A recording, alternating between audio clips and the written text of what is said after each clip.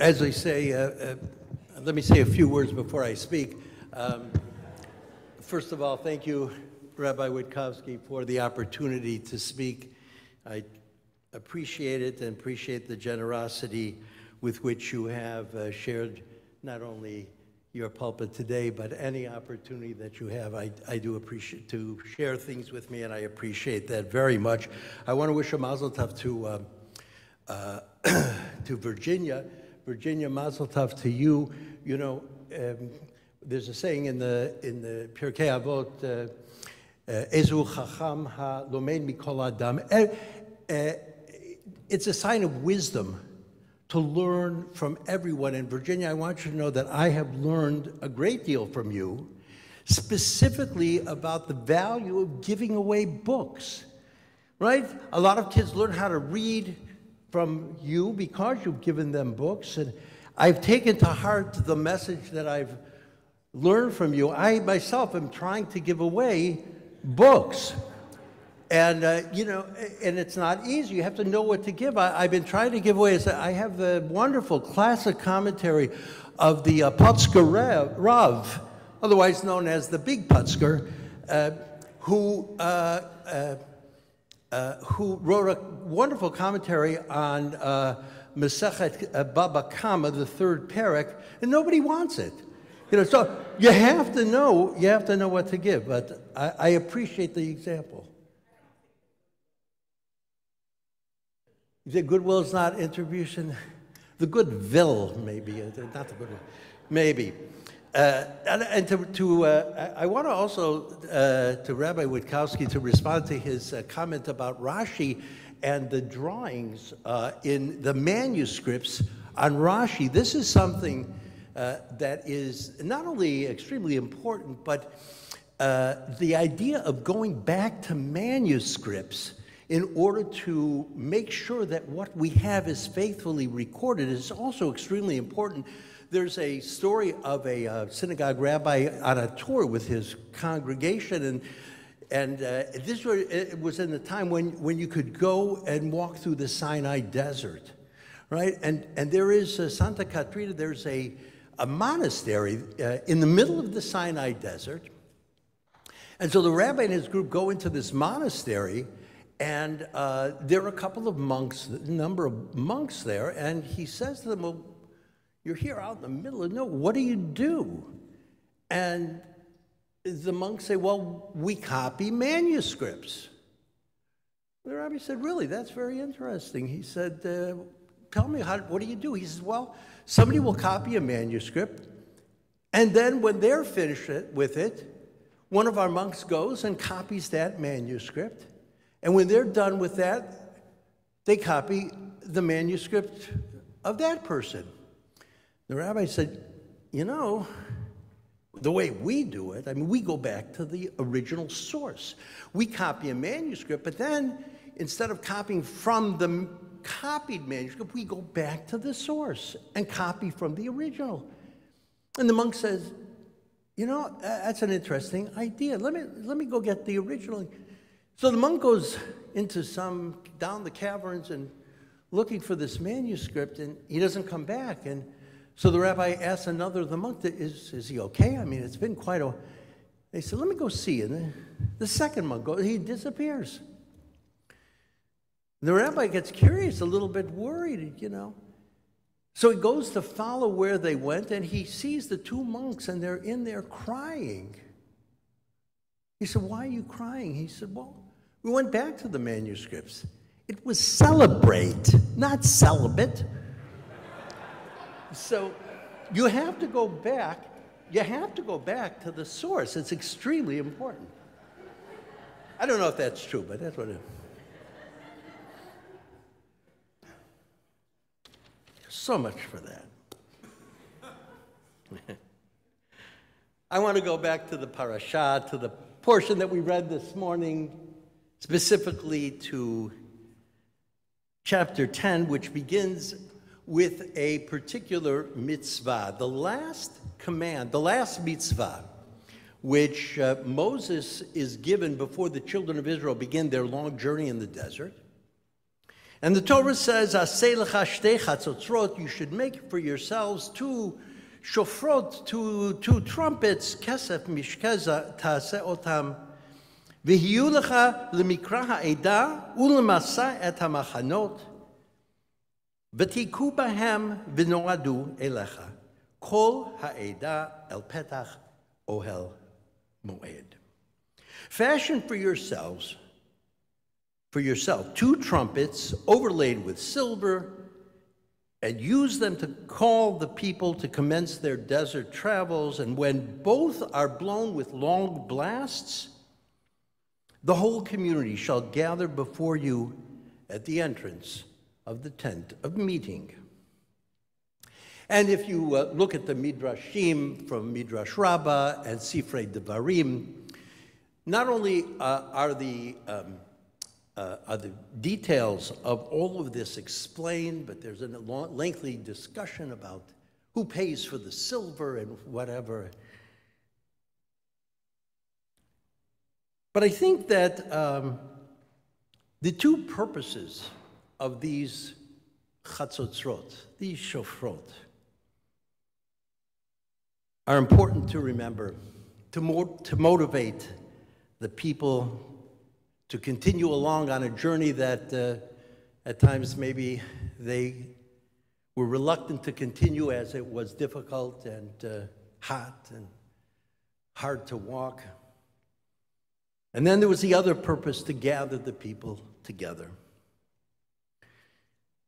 The shofar, these are the gilded or the silver-colored shofrot. The ones that we blow are unadorned. Those shofrot were used as a call to take up arms, to the arrival of a holiday to announce, or to announce a king. If a king was coming into the city, they would blow shofrot in order to announce the arrival of the king. No matter when it was blown, whether it was the first type of shofar, the second type of shofar, the sound that emerged was the same. The sound always imparted this sense of importance and grandeur and urgency, all conveyed without words. Either way, when we speak about the shofar, the message, the medium was the message. The sound itself said it all. The sound was never taken lightly. The call to attention was never dismissed or disregarded. The call to action never went unheeded. The elemental, unvarnished sound of the shofar needed no adornment. It was unmistakable and unambiguous. We don't use the shofar that was covered with silver the way it's described in the Torah today. We use the other kind of shofar that was used for other reasons, as I pointed out. That's the ancient unadorned shofar. We use it on the high holidays, and rabbis have spent more than a few sermons over the holidays explaining and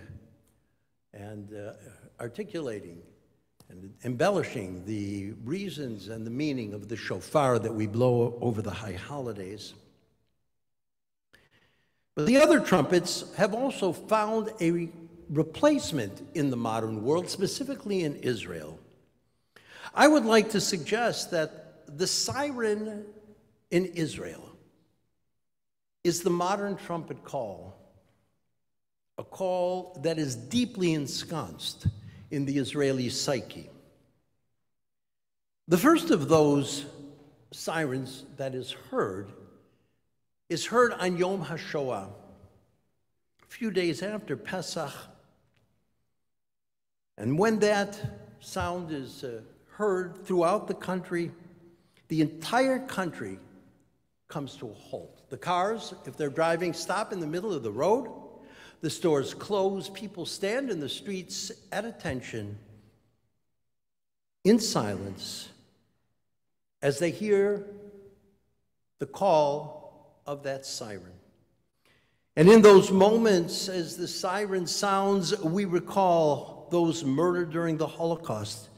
It's a moment to remember what has happened to us in more recent history and even in ancient history to the Jewish people, the most hated people in all of human history. This, we remember, is what hatred has brought upon us. In similar fashion, a few weeks later, there's another siren that blows in Israel. Again, the country comes to a halt. This time, the siren has even greater poignance, a greater sense of personal anguish associated with it. On Yom HaZikaron, the day in which the entire country remembers those who have fallen in defense of the state of Israel, that's a moment we stand in silence and consider the great price that has been paid and continues to be paid for a Jewish state, for a safe haven for any Jew in the world. Last week in our little yeshuv of Hoshaya, a little community that we, Lori and I, live in, a police car entered the yeshuv and stopped at the home of the Kapolinskis. The Kapolinskis, a large family in the community, they live around the corner from where Tamar, my daughter, lives, and actually around the corner from where Lori and I live as well. 2 IDF soldiers, officers, left the car and came to the door and knocked on the door. And the Kapolinskis answered the door. When 2 IDF officers come to your door in the middle of the day, you know what they're there to say. But the Kapolinskis have 3 sons that are in the army, serving simultaneously.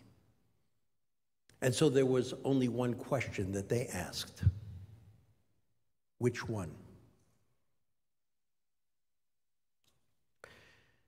There are hundreds of these stories. They're recalled always by the second siren that one hears in Israel. And there's a third siren that is heard today. It's not one that is scheduled. It's not one that is heard uniformly at the same time around the country. This is the siren that reminds us that we're under attack. When one hears a siren today, it's a siren of warning to take shelter. That siren warns us that a drone or a rocket launched by our enemies is on its way towards us. For people who live in what is called the Gaza envelope, the area around the borders of Gaza, the kibbutzim and communities located in that area, that siren has been a part of their daily life. The small city of Sderot near Gaza is probably the most attacked city in all of Israel. And they know in that city that they have 15 seconds from the time that they hear the siren to get to a safe shelter, a bomb shelter. And that routine, most recently, has been repeated many times each day. The need to live a life which is circumscribed by 15 seconds of proximity to a shelter has become unlivable for most of the people in Sderot and throughout the Gaza envelope. Most, if their communities had not been destroyed on October 7th, have left as well to find a safer place to live in the center of the country. In the north, There is also a routine of running for shelter. In the north, the rockets, which are announced by those sirens, are far more precise and far more deadly than the ones that are targeted on the residents of the south. In the north, Hezbollah has more than 150,000 rockets, all trained at various places in Israel and able to reach any target that they choose.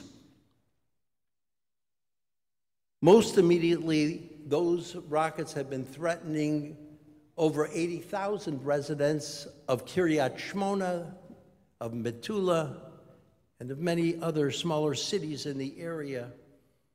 These Israelis have also left their homes, 80,000 left their homes in the middle to find safer quarters in the middle of the country. Not safe to be in their homes. As you know, Lori and I just recently returned from Israel. We live in the Lower Galilee. The Lower Galilee, our place where we live, is about 2 hours from the Lebanese border to our north, and it's even further to the area of Gaza in the south. Suffice to say, we're living in a safe area.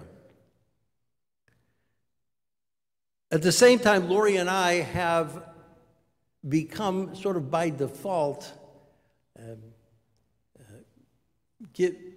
I would say by default, identified as experts on everything diasporic.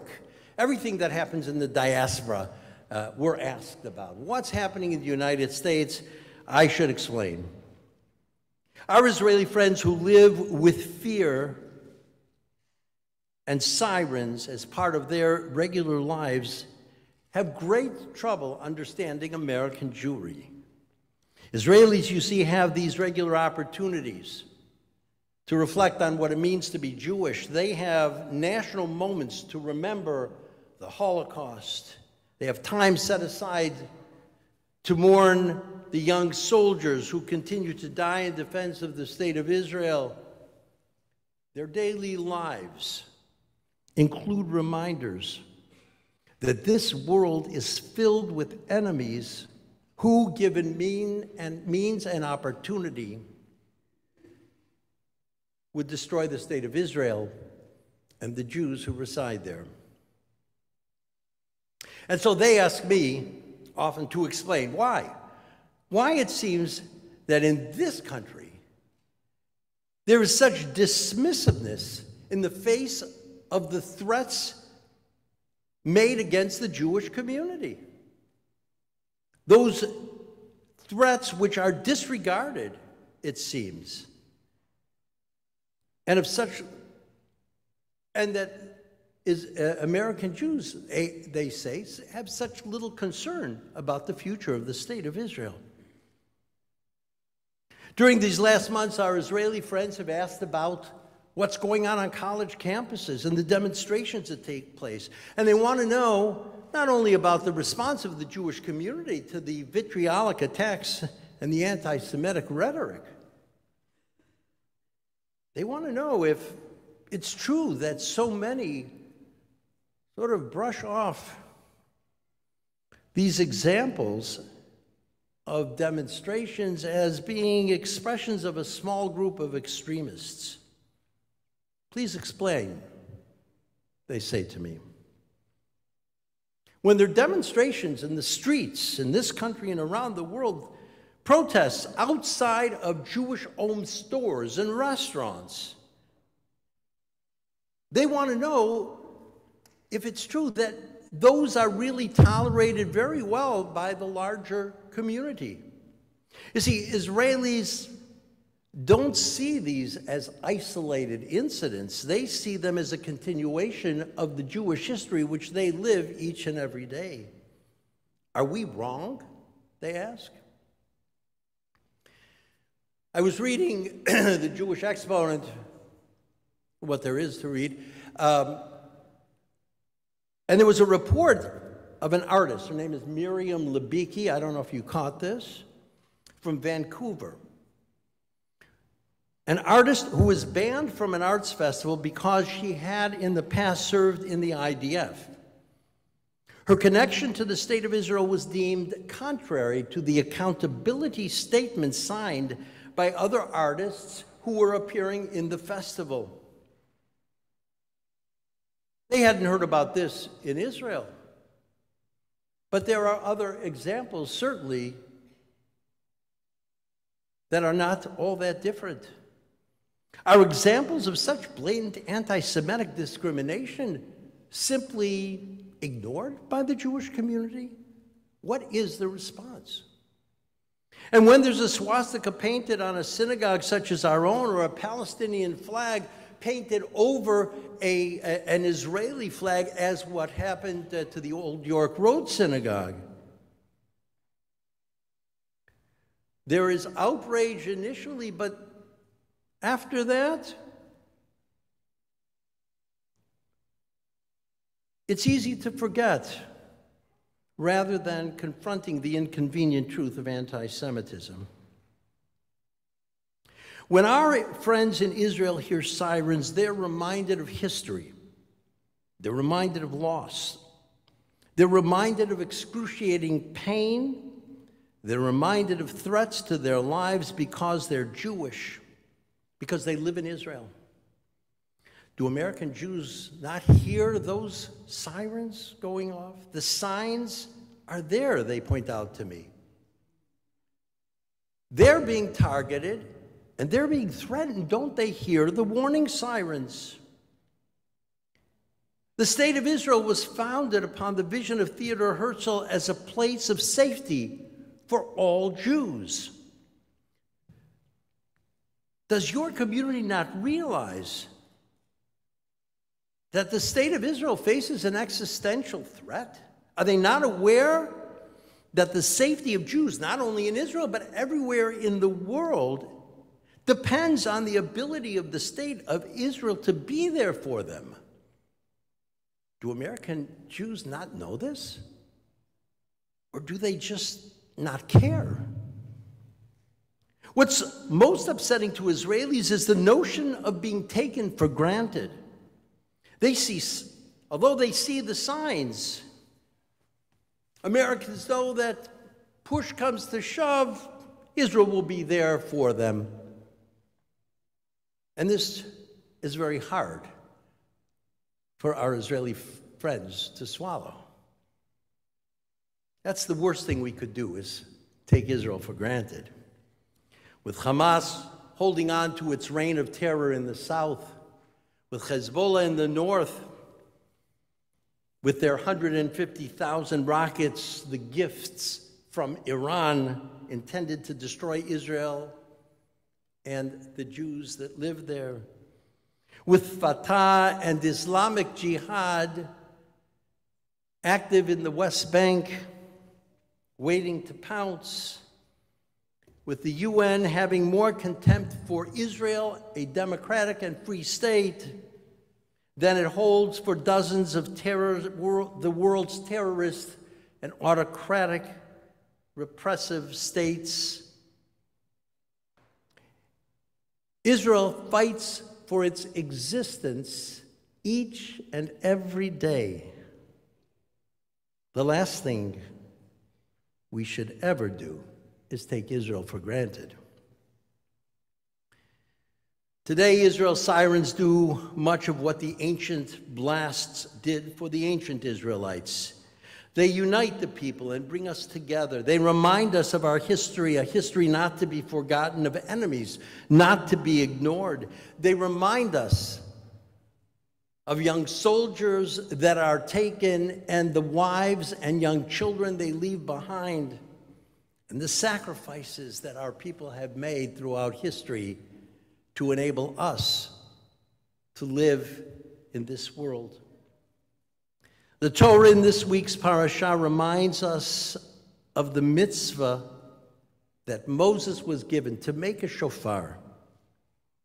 Perhaps it's time for American Jews to make a shofar for itself.